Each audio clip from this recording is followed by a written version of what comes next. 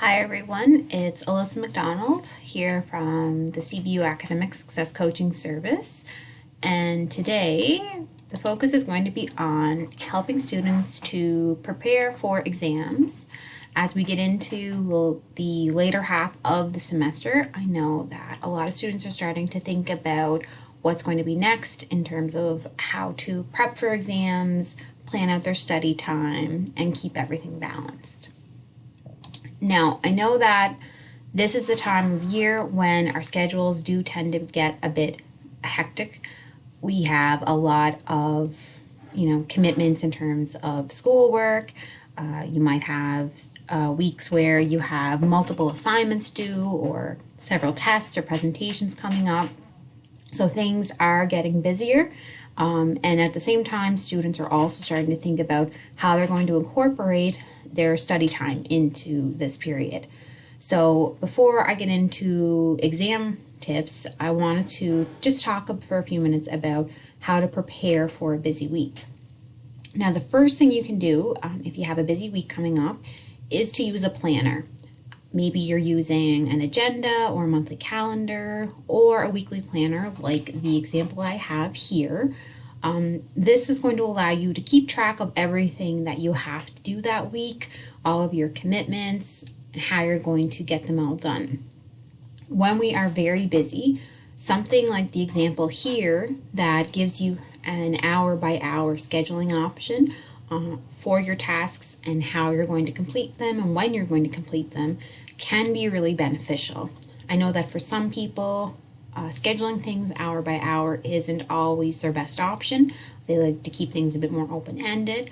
But when you have several commitments or several assignments and tests you're trying to study for, this can give you a bit more structure and routine.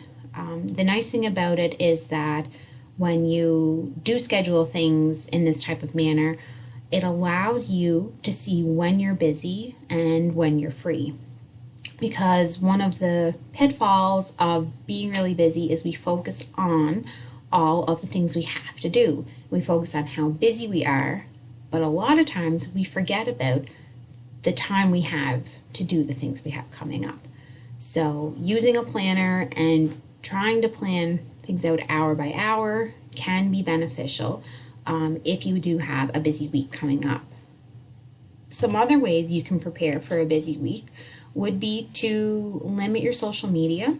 To do nowadays with cell phones, in that you can go into your settings and actually put restrictions on how much time you allow yourself in each app. But it is an important thing to do when we're busy, so that you don't get sucked into spending 2 hours scrolling through Instagram and you've thrown your whole schedule off. Scheduling in your rest, your breaks, and eating is important as well. It's very easy when we're busy and we have a lot going on to forget to take a break, to forget to drink water in balance with the amount of coffee that you're drinking, or to eat. It might sound silly, but when you are really busy and you're studying and you're in classes and maybe you're going from your part-time job straight into classes or something like that, it's you might get to the end of the day and you have a headache and you're not feeling the best and you're trying to figure out why, and then you realize that the cup of coffee and the granola bar you had at 6:30 this morning was the last thing that you've had all day. So it is important when you're doing up your schedule on a week that you're really busy that you actually put in when you plan to cook or when you plan to eat and when you plan to take breaks. Planning ahead is also a great tip in terms of preparing for when you're going to be busiest. So some things you can do to plan ahead, if you can take a chunk of time, say on Sunday, to do your laundry, prepare your meals, prepare some snacks, and do anything that you can that's going to allow you to have easy access to things throughout the week, instead of having to take an hour out of your day to cook and clean up and prepare things for the next day.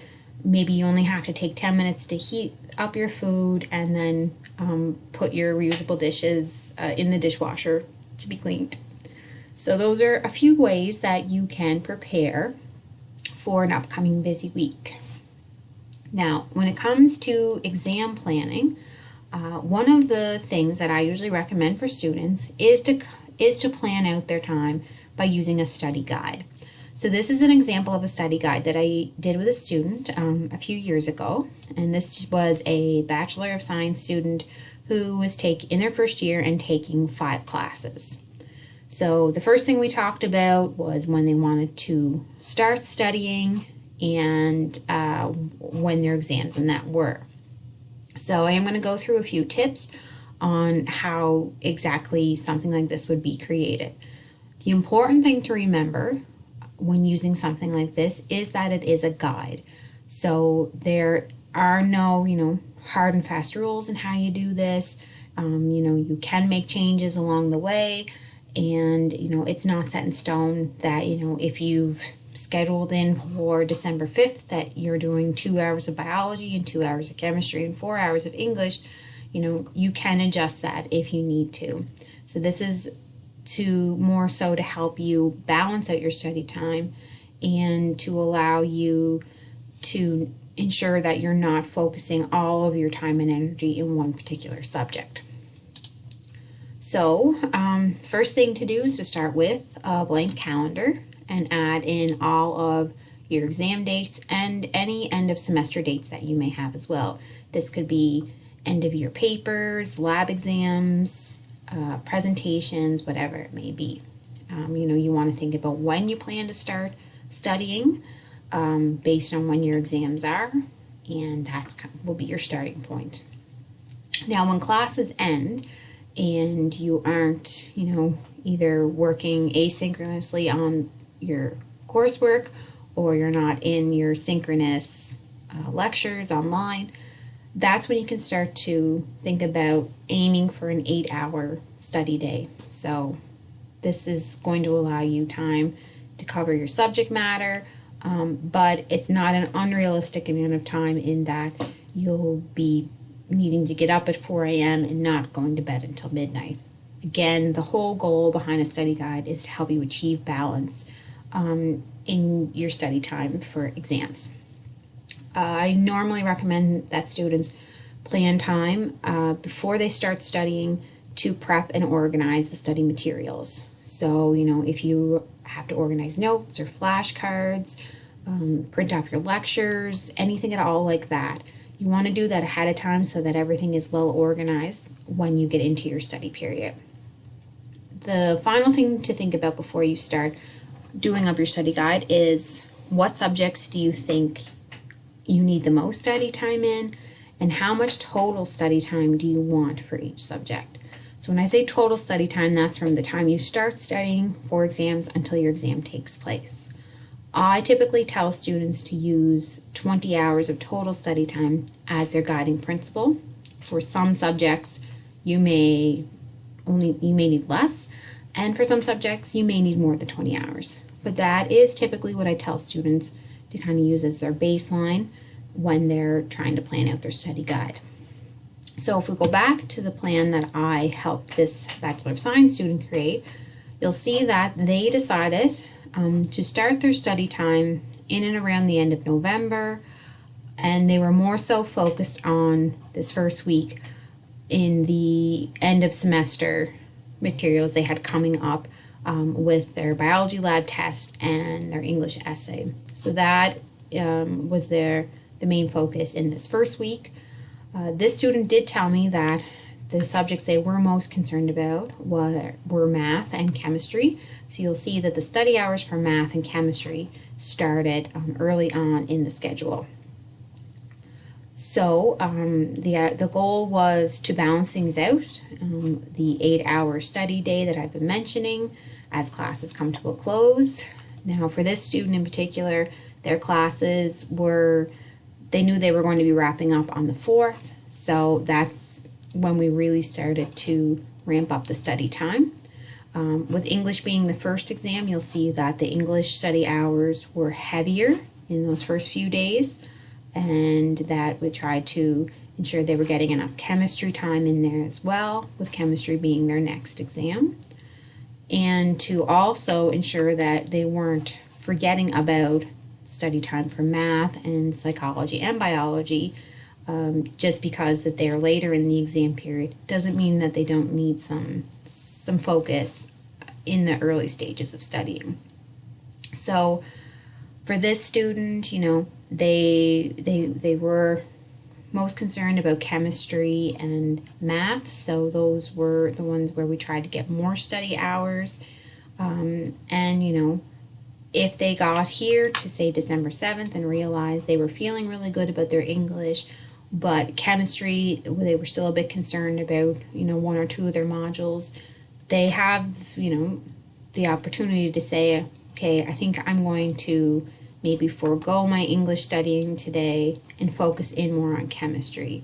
And that's okay. Like I said, this is a guideline. So this is something you should be using as a tool to help you keep things balanced out, to ensure you're not focusing too much on one area. We color code it so that it's easy to tell which color is which subject, and to ensure that you're not seeing too much orange and not enough purple. And I do always like to put the reminder here at the bottom about taking breaks.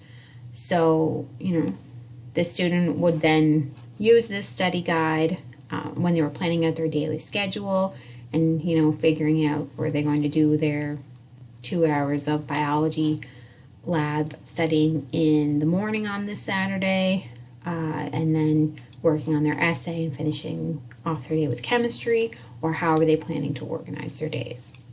So, and that's kind of, the objective of this is to then be able to take this guide and each day use what you've put here to help you figure out, where to start that day. Now, when you're planning out your study guide and you get into the time frame of studying for exams, balance is so crucial.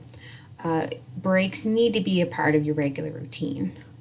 Just because you get into the exam period doesn't mean that, all of your healthy habits go out the window.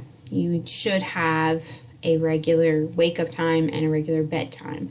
You should, if you were somebody who went to the gym or did yoga or CrossFit or likes to go for a walk or whatever it might be before the exam period, ensure that you're still able to do that a few days a week when you're studying for your exams.